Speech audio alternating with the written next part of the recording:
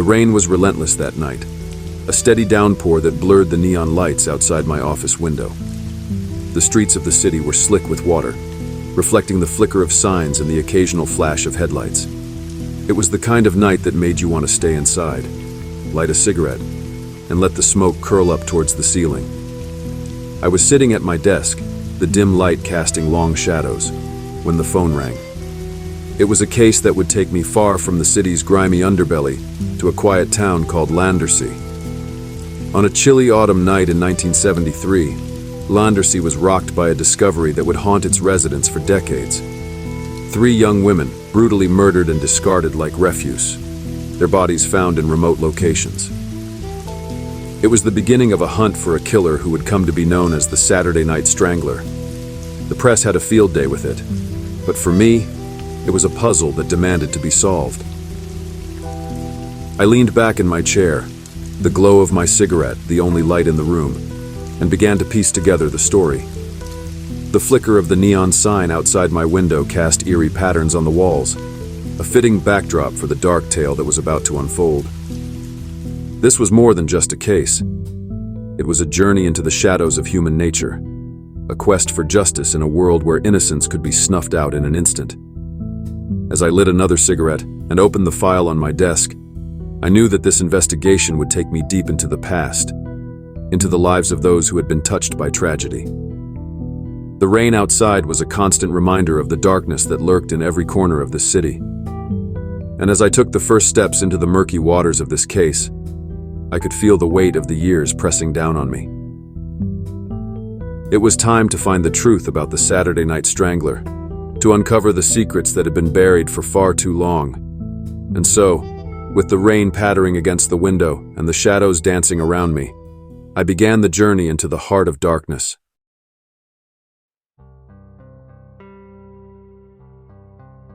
Act 1. The Initial Murders. The autumn of 1973 was a season of dread for the quiet town of Landersea.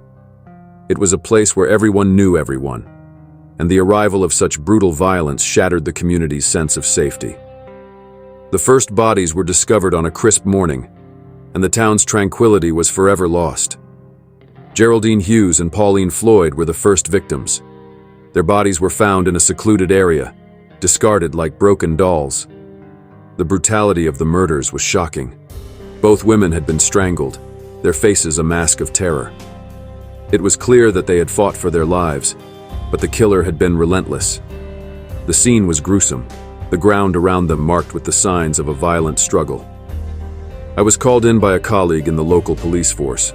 They were used to handling petty theft and the occasional bar brawl, not the work of a serial killer. I arrived in Landersea under a gray sky, the air heavy with the promise of rain. The 1970s disco culture was in full swing, and the contrast between the vibrant nightlife and the darkness of the murders was stark. The investigation was in its infancy when a third body was discovered weeks later.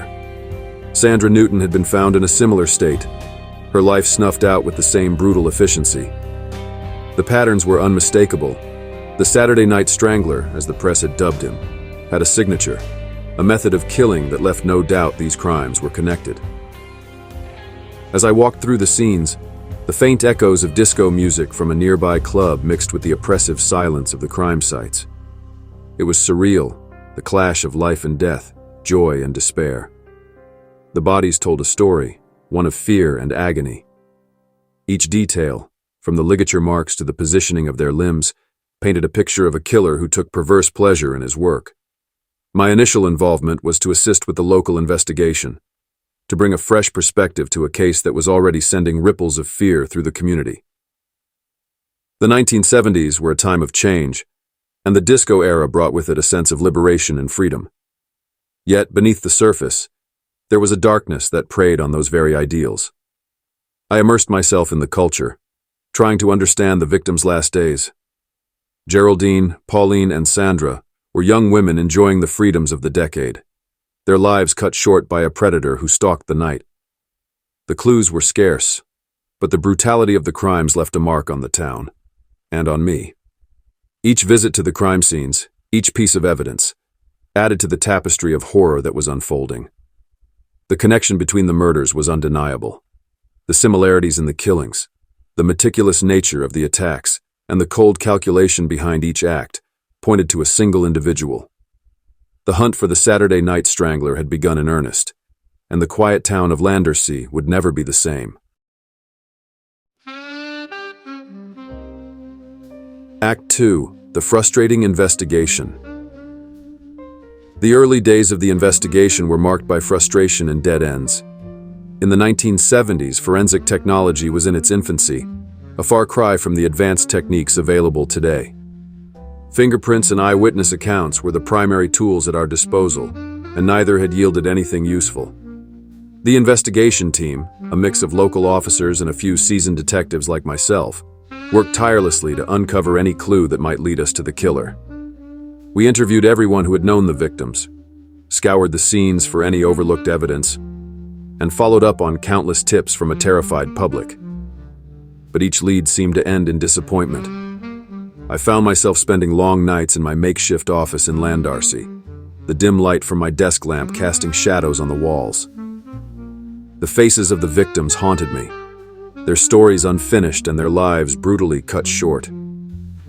I smoked cigarette after cigarette, the ashtray overflowing as I pored over case files and notes. The rain outside was a constant, its relentless patter a grim soundtrack to my work. The lack of progress was demoralizing. Each day without a breakthrough was a day closer to the killer striking again. The pressure was immense, and it took its toll on everyone involved.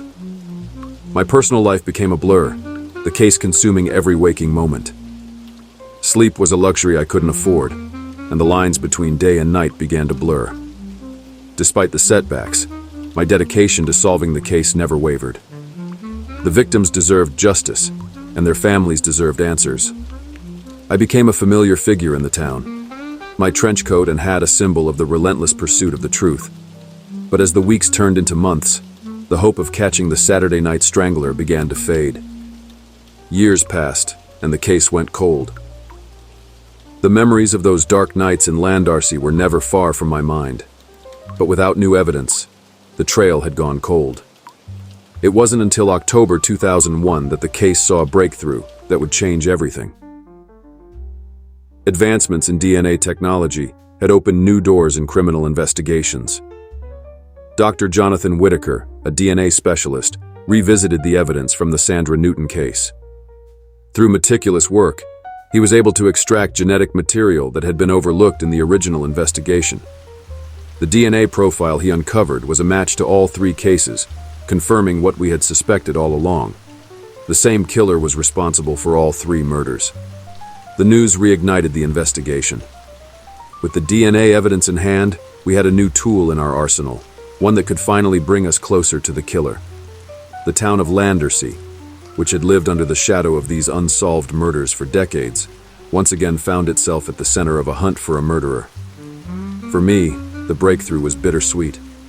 The years of frustration and dead ends had left their mark, but the renewed hope of solving the case gave me a sense of purpose. The rain continued to fall, as if washing away the past and clearing the path for the truth to emerge. The Saturday Night Strangler's reign of terror had lasted too long, and it was time to bring him to justice.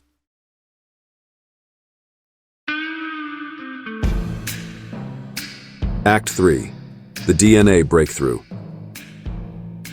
The breakthrough came not from a seasoned detective, but from a scientist in a lab. Dr. Jonathan Whitaker was a DNA specialist with a reputation for meticulous work. His lab was far removed from the grim crime scenes I had walked through all those years ago, but his role was just as crucial. Dr. Whitaker revisited the evidence from the Sandra Newton case, scrutinizing it with the advanced technology of the new millennium. It was a painstaking process, involving the careful extraction of genetic material that had been overlooked in the original investigation. Under his skilled hands, the invisible traces left by the killer began to take shape. The discovery of a DNA profile was nothing short of a miracle. It was a match to all three cases, confirming what we had long suspected. The same man was responsible for the murders of Geraldine Hughes, Pauline Floyd, and Sandra Newton. The profile was a silent witness, a testament to the killer's presence at each scene. When I received the call about the breakthrough, I felt a surge of renewed determination. The case that had haunted me for decades was finally giving up its secrets. The DNA evidence was a beacon of hope in a case that had been shrouded in darkness for far too long. I met with Dr. Whitaker in his lab, a sterile environment that contrasted sharply with the gritty streets I was used to. He explained the process, showing me the meticulous work that had gone into extracting and analyzing the DNA. The profile was irrefutable, a genetic fingerprint that linked the crimes and pointed us towards our quarry. The revelation reignited my passion for the case. The years of frustration, the sleepless nights, and the endless search for clues had all led to this moment. With the DNA evidence in hand, we had a tangible lead, something concrete to guide us in our hunt for the Saturday Night Strangler. The discovery also brought a sense of validation. The hard work and dedication of everyone involved in the investigation had not been in vain. The DNA link was a testament to the persistence and determination that had driven us all these years. It was a proof that no matter how cold a case might seem, the truth could still emerge. As I left the lab, the rain was still falling, a constant companion in this journey. The streets were slick and reflective, mirroring the hope that now burned brighter within me. The hunt for the Saturday Night Strangler had entered a new phase, and this time we had the tools to bring him to justice. Act 4. The search for the killer's relatives. The DNA breakthrough was just the beginning. With a genetic profile in hand, Dr. Jonathan Whitaker proposed an innovative approach to track down the Saturday Night Strangler, locating the killer through his children. It was a bold idea, relying on the expanding DNA databases and the power of modern technology. Whitaker explained the plan in his lab, the glow of computer screens reflecting off his glasses. By searching for potential relatives of the perpetrator within the DNA database, we could narrow down our suspect pool. It was a laborious process, involving advanced computer algorithms and countless hours of data analysis. The first step was to cross-reference the DNA profile with existing records, looking for partial matches that could indicate familial relationships. The software would then generate a list of potential relatives, which we would have to investigate one by one. It was a high-tech needle-in-a-haystack search, but it was our best shot at finding the killer. As the process began, I found myself navigating a maze of bureaucratic and technical challenges. Accessing the DNA databases required cutting through red tape and securing permissions from various agencies. Each step was a negotiation, a test of patience and persistence. But with every obstacle, my resolve only grew stronger. Days turned into weeks as we combed through the data. The computer generated potential matches, each one a glimmer of hope. We would investigate each lead, digging into family histories, interviewing relatives, and collecting additional DNA samples to confirm connections. It was painstaking work, but it was progress. The breakthroughs came in small increments. A partial match here, a confirmed relative there. Slowly, the pieces began to fit together. We narrowed down our suspect pool, focusing on individuals who matched the profile and had connections to the areas where the murders occurred. It was like piecing together a puzzle, each discovery bringing us closer to the truth. During this time, I found myself reflecting on the nature of justice. The innovative approach we were using represented a new frontier in criminal investigation, one that relied on the advancements of science and technology. It was a far cry from the traditional methods I had relied on for most of my career, but it was effective. The journey was not without its frustrations. There were false leads and dead ends, moments when the trail seemed to go cold once again. But each setback only strengthened our resolve. We knew that the answers were within reach, and we would not stop until we found them. Act 5. Narrowing down the suspects. The DNA search was yielding results, and the list of potential relatives had given us a new direction. With the suspect pool narrowed down, the next step was to focus on local connections and specific characteristics that could lead us to the killer. One particular clue stood out: the Austin 1100 car, a vehicle seen near the crime scenes around the time of the murders. We began by cross-referencing the list of potential suspects with vehicle registrations and known addresses in the local area. The process was meticulous, involving hours of combing through records and following up on leads. Each piece of information had to be verified, every detail scrutinized. It was during this phase that we discovered the name Joseph Kappen. Kappen's name appeared among the potential suspects, and further investigation revealed that he had owned an Austin 1100 car during the time of the murders.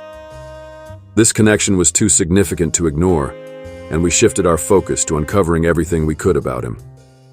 Joseph Kappen was a local man, known to the community, but not without his secrets. As we delved into his past, a troubling picture began to emerge. Kappen had a history of violence and a criminal record that included several assaults. His activities during the 1970s aligned with the timeline of the murders, and his presence in the areas where the bodies were found raised further suspicions. We interviewed people who had known Kappen, piecing together his life and movements. His family, former friends, and acquaintances all provided snippets of information that added to the growing profile. Kappen was described as a volatile man, prone to fits of anger, and his behavior towards women was particularly disturbing. The deeper we dug, the more it became clear that Kappen had the means and the opportunity to commit the murders. His access to the areas where the victims were found, his violent tendencies, and the match to the Austin 1100 car were compelling pieces of the puzzle. But we needed more than just circumstantial evidence. We needed definitive proof. We revisited the forensic evidence, comparing it with the information gathered from our investigation into Kappen's life. Every piece of evidence was re-examined, every lead followed up. The picture was becoming clearer, but we were not there yet. As the investigation continued, the pressure mounted. The families of the victims were desperate for closure, and the community of Landarcy wanted justice. Each new discovery brought us closer to the truth, but the final confirmation still eluded us. Joseph Kappen was emerging as the prime suspect, but we needed one more piece of evidence to seal the case. The rain continued to fall, a reminder of the relentless pursuit that had brought us this far. The truth was within reach, and we would not rest until the Saturday Night Strangler was finally unmasked. Act 6. The final breakthrough. The turning point in the investigation came with the decision to exhume Joseph Kappen's body. It was a bold move, one that would either confirm our suspicions or send us back to square one. The exhumation was set for a cold, overcast morning, the kind that seemed to cast the world in shades of gray. The process was methodical, each step carried out with precision. Forensic experts carefully extracted samples from Kappen's remains, which were then sent to the lab for analysis. The wait for the results was agonizing, every hour stretching into an eternity. This was the moment of truth, the culmination of years of relentless pursuit. When the results finally came in, the confirmation was irrefutable. The DNA from Kappen's remains matched the genetic profile we had linked to the murders of Geraldine Hughes, Pauline Floyd, and Sandra Newton. Joseph Kappen was the Saturday Night Strangler. The breakthrough was monumental. For decades, the shadow of the Strangler had loomed over Landarcy, a dark presence that haunted the memories of those who had lost loved ones. Now at last the truth was out. The forensic evidence had given us the final piece of the puzzle, and the case that had seemed insurmountable was finally solved. As the news spread, the reactions were a mix of relief and sorrow. The families of the victims had waited so long for answers, and while the confirmation of Kappen's guilt brought closure, it also reopened old wounds. The knowledge that their daughter's killer had been identified was a bittersweet victory. For me, the revelation was a moment of deep reflection. The decades-long hunt for the Saturday Night Strangler had taken its toll, but it had also driven me, given me purpose. The faces of the victims were etched into my memory, their stories a constant reminder of the darkness that could lurk in the most unexpected places. Standing by Kappen's graveside, I couldn't help but think of the lives he had destroyed and the pain he had caused. The rain had started again, a light drizzle that seemed to cleanse the air. It felt like a fitting end to a case that had been shrouded in darkness for so long. The hunt for the Saturday Night Strangler was over, but the memories of the victims would live on. Their stories had been told, their voices heard, and their killer brought to justice. It was a conclusion that had been long in coming, but it was one that brought a sense of resolution to a case that had haunted so many for so long. Act 7. The Aftermath. The resolution of the case sent ripples through the community of Landarcy. For years, the murders had cast a long shadow over the town, a specter of fear and grief. With the identification of Joseph Kappen as the Saturday Night Strangler, there was finally a sense of closure. But it was accompanied by a complex mix of emotions. The families of Geraldine Hughes, Pauline Floyd, and Sandra Newton were at the center of the media storm that followed. News outlets from across the country descended on Landarcy, eager to cover the story of the decades-old mystery that had finally been solved. The families, who had lived with the pain and uncertainty for so long, now found themselves thrust into the spotlight. Public reaction was swift and intense. There was a sense of relief that the killer had been identified, but also an outpouring of sympathy for the victims' families. People who had lived in fear of the Strangler could now breathe a little easier, knowing that justice had finally been served. The media coverage was extensive, recounting the long investigation and the final breakthrough that had led to Kappen's identification. The rain had finally stopped, and the clouds began to part, revealing a sliver of blue sky. It felt like a new beginning, not just for the town, but for everyone who had been touched by the case. The families could now start to heal, knowing that their loved ones' stories had been heard and their killer brought to justice.